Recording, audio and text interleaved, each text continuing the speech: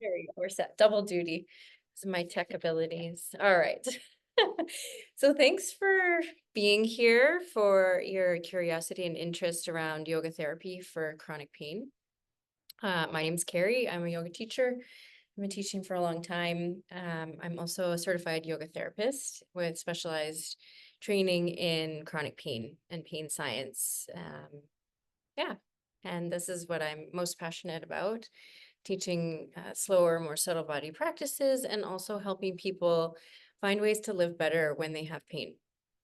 Um, so my journey with pain began in my late teens. I had an injury. I don't really know exactly how it happened. I was a competitive dancer and my back started to feel worse and worse. And I tried all of the treatments and therapies and had all of the tests, and they weren't really able to come up with what was going on. So for almost 10 years, I just was in a cycle of different treatments, mostly chiropractic adjustments to put me back together, and then I would just come apart again. Um, and I was told that I would just have to live with it in my early 20s, and that just didn't seem quite right to me. And then I was introduced to yoga through a friend. I was actually dragged to my first yoga class unwillingly.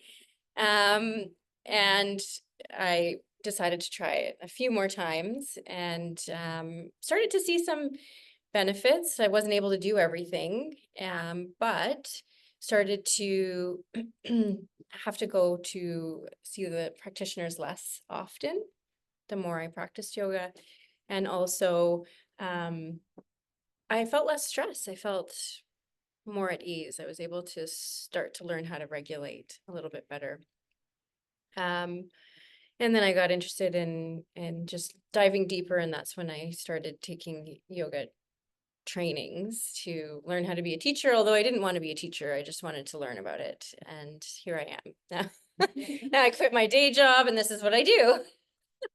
So it's interesting how that works out. Um, so I wanted to talk a little bit about pain, and then we're going to start to talk about, what does it mean to come to a registered program like this? What is it going to look like? What are we going to cover? Um, what do I get out of this in the end of the 6 weeks? So I'll start. I'm just going to shut the door briefly.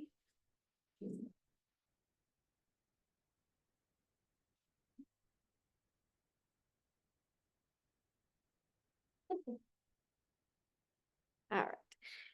So I'll start with the definition of pain, and this is from the International Association for the Study of Pain. So you may have heard it before or read it before. And it is pain is an unpleasant sensory and emotional experience associated with actual or potential tissue damage. And so it's unpleasant to get your attention. So pain is trying to tell you something, and that maybe you need to change something, do something differently.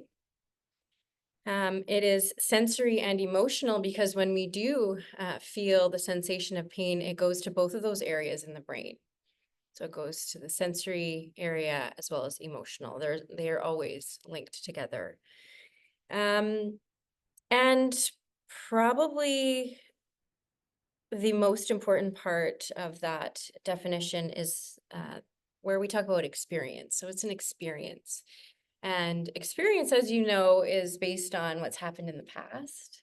So past experience is about what's happening right here in this moment. And it can be also about what we think might happen in the future. So all of that can affect what we're experiencing in relation to pain. And we talk about actual and potential tissue damage. So our body thankfully lets us know before we're going to get injured. So there is a buffer in between pain and actual tissue damage. And it says, hey, this is when you need to stop and do something differently. So you can think of pulling your finger back, you're pulling it back more, it's starting to hurt. I'm going to stop. And now I feel okay again.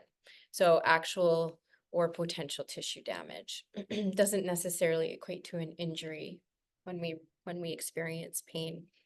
And it's really complicated and different for each of us. So all of our experiences will be unique. We experience pain. Everyone experiences pain in some form, whether it's physical or emotional. Can be walking, doing exercise. It can be at rest as well, which can be extra challenging. And that's where we're going to dive deeper into the why, the science side of pain.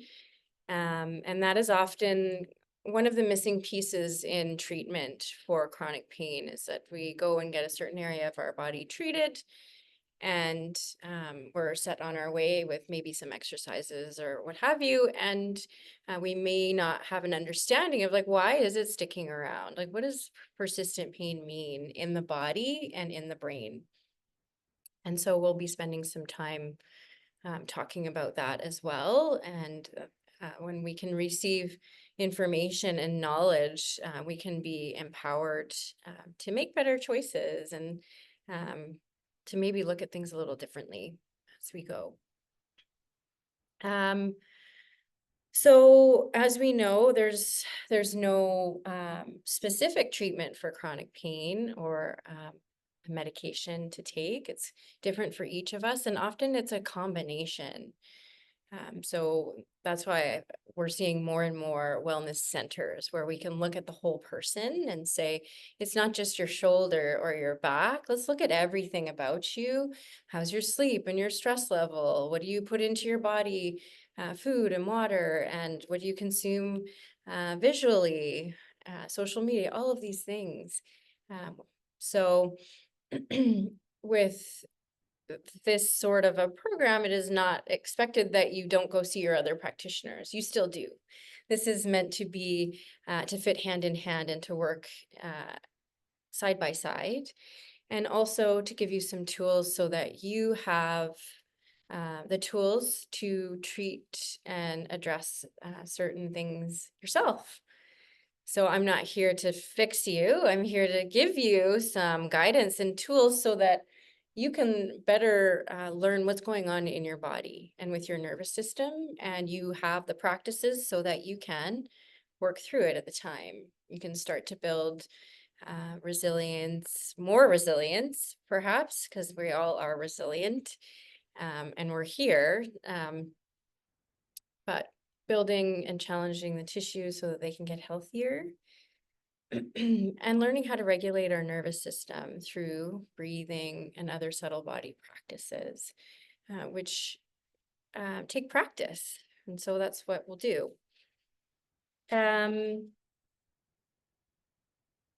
So another big component of pain care yoga or yoga therapy for persistent pain is working around awareness.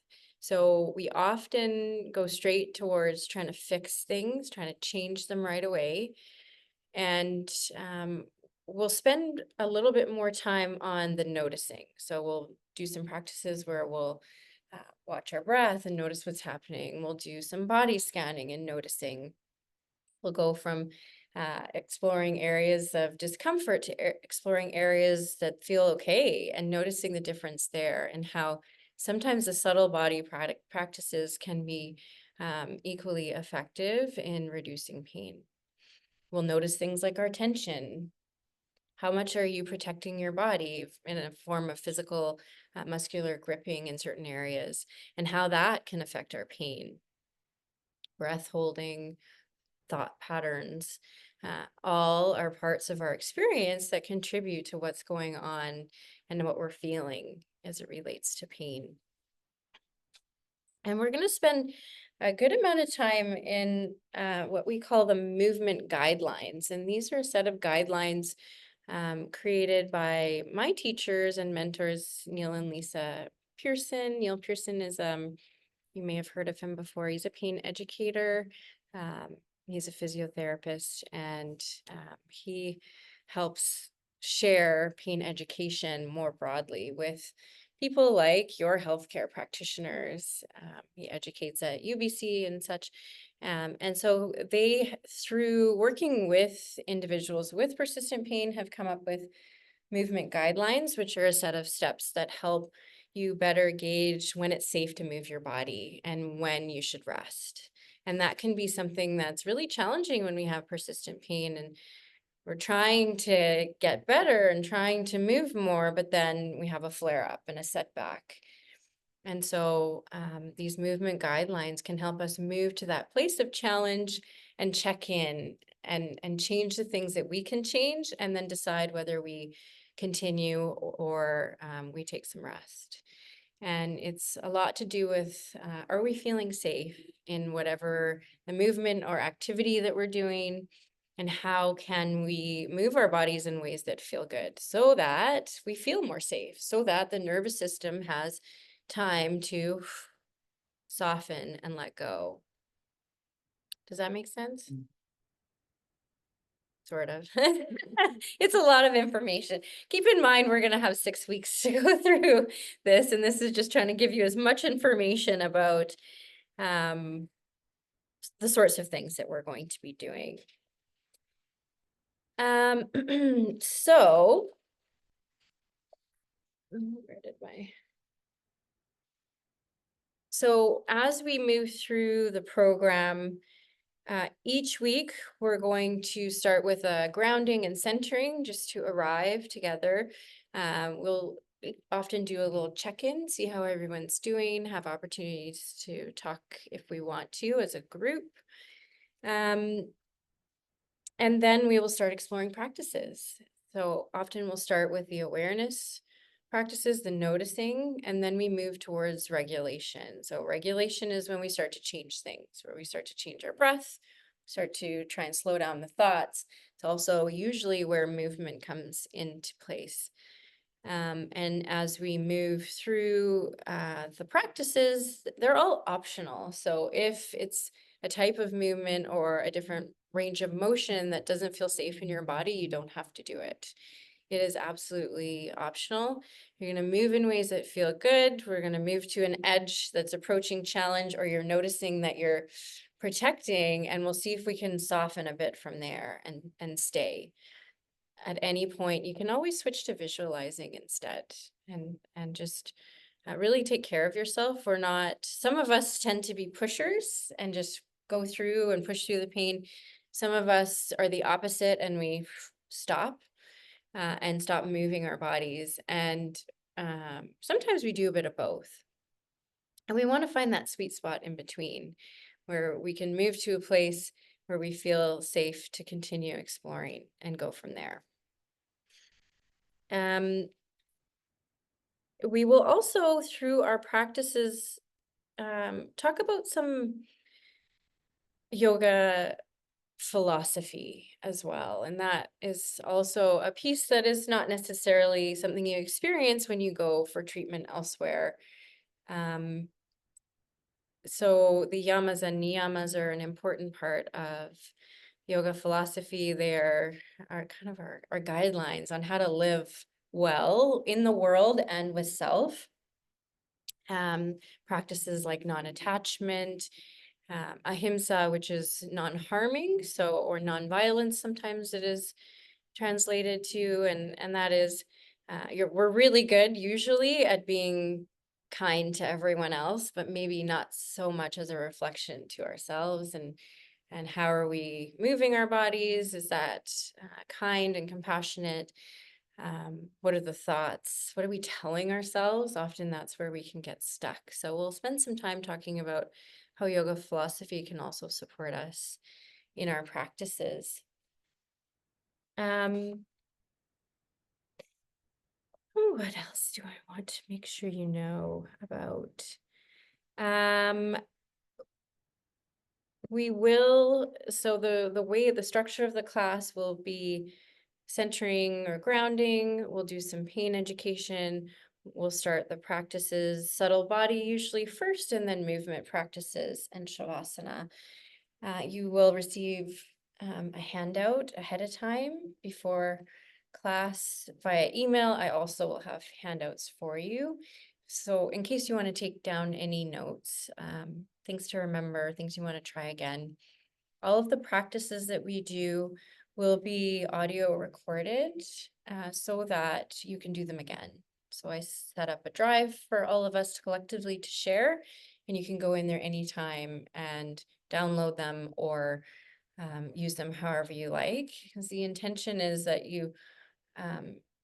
it's like learning a new job or a new sport. We need to practice as often as we can in order to get better at calming the nervous system and regulating.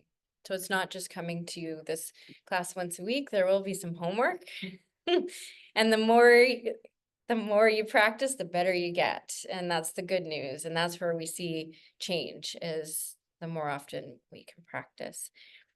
All of the sessions will also be recorded, me teaching them, not you. But the intention is because not everyone can be there every week.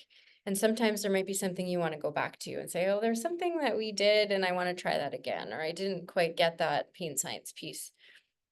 And those will just be posted onto my YouTube private link for just you to have, so that you can go back to it.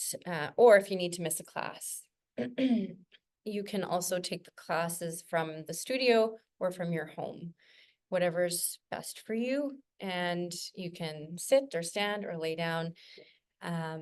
It really is, you always have permission to take care of yourself.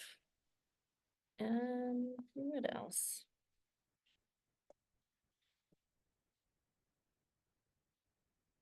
This isn't for a specific pain condition or an injury or area of the body. That's the question that I often get. People will be like, is this for low backs or is this for necks and or this condition? And this particular program is designed to address pain, and pain as a universal, physical, emotional, and the tools are based on science and the lived experience of people who have pain. And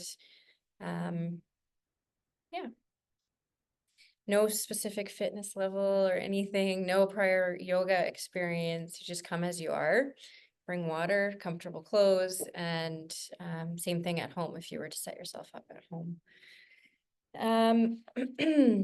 We are going to try out a couple of little practices if that's okay, and you're welcome to leave them behind too if you're like, no, not for me. And then we'll have some questions if you have any, and if you don't right now, that's okay too. You can always reach out. And I should say also, this program starts October 15th, and it will be 4 to 5 o'clock on Tuesdays for 6 consecutive weeks. And at the end of the program, the last week, we also start to build out what a home care plan looks like. So that's what I usually work with individually when I work with my clients through yoga therapy one-on-one. And that intention is to give you something to continue, because it is a lifelong practice, and we don't want you to just come to class and then not have a plan afterwards. So, all right. So let's move into a practice. You're going to just come to a comfortable, relatively comfortable position. So if you need to change your body position, please do. You can sit, you can choose to stand or lay down. And so this particular practice is going to be an awareness practice. So more subtle, just about noticing. So as we go through, you don't need to change anything. You might notice your mind wanders, and that's okay. Just come back to my voice and the awareness of where we're going. And this particular practice is a body awareness practice. So finding some stability in your seat or however you are supported today. If you want to close your eyes, you can, but you don't have to. And just let your breath flow on its own. Just let it find its own pace. And just start to take all of your attention towards your body and how it is supported in this moment. So feeling the surfaces underneath you, sensing your whole body and where it is located in the room.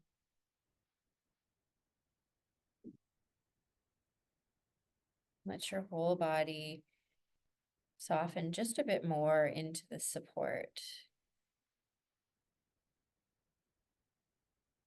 Know that you are grounded and supported in this moment.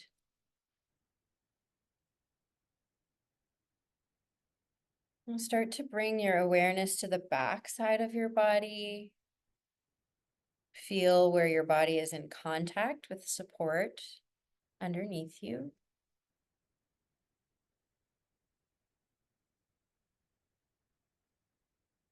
And now notice the front side of your body. You might notice the weight of your clothing or movement of air across your skin. Just noticing, nothing to change.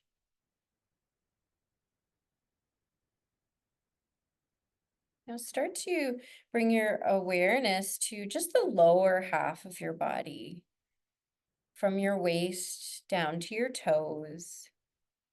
Just notice what's happening in the lower half of your body, the back side, the front, the right, and the left.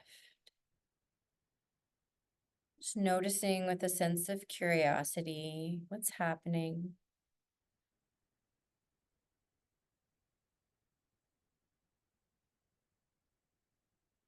And now we'll move our attention to the upper half of our body, from the waist all the way up to the top of the head. Just checking in and noticing what's going on. Noticing the front of the upper half of the body, the right side and the left, as well as the back. Staying present, just noticing what's happening. And let your breath continue to flow naturally.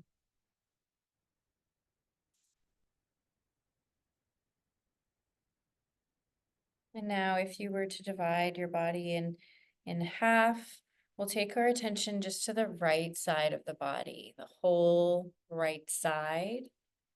Just noticing the right side of the body, the sensations.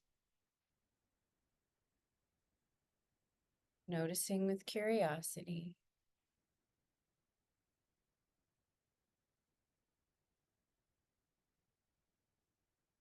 And now move your awareness to the left side of the body, the whole left side.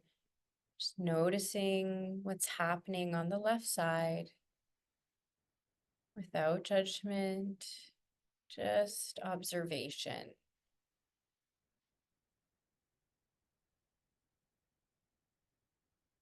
Now sensing into the whole body now. You can scan from your feet up or from the top of your head down. Just check in. Noticing sensations, areas of spaciousness or tension, discomfort, just observing.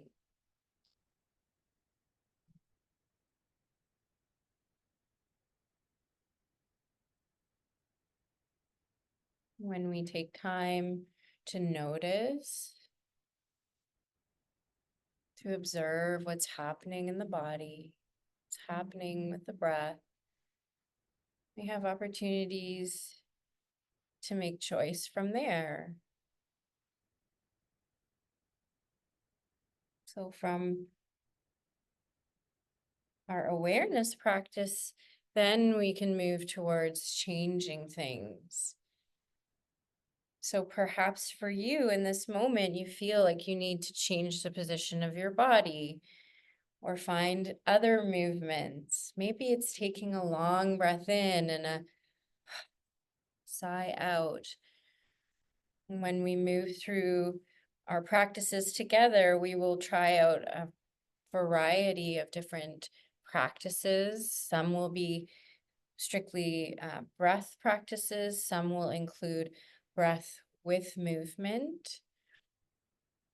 So we'll try a little bit of breathing with movement. And keep in mind, you're going to move in a way that feels safe for you today. That might mean moving just one side of the body or not moving at all. And you always have permission to do that. So take a long breath in through the nose and a soft breath out from either the nose or the mouth, whatever feels best. And the next time you breathe in, slowly draw the shoulders up. And with the breath out, slowly bring the shoulders down. And they might feel kind of crunchy at first or sticky. And breathe in, slowly take the shoulders up. And with the breath out, softly melt them down. Good. And you can do that a few more times on your own at your pace with the intention of softening. So a longer breath out, a softening of the tension across your shoulders.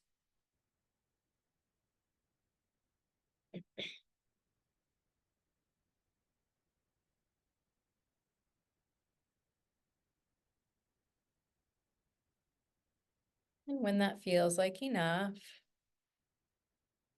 you can relax. And again, you might feel like you need to shift. You might feel like you're good just to find stillness. But you might take a moment to notice. Notice the body, notice the breath. And so in our weekly sessions, that's just kind of a snapshot. We would continue and add on from there. Maybe it's an arm reach or another form of movement based on what we're working on in that day. And you always have choice. There'll be lots of modifications available. And you can always pause and reset throughout the practice.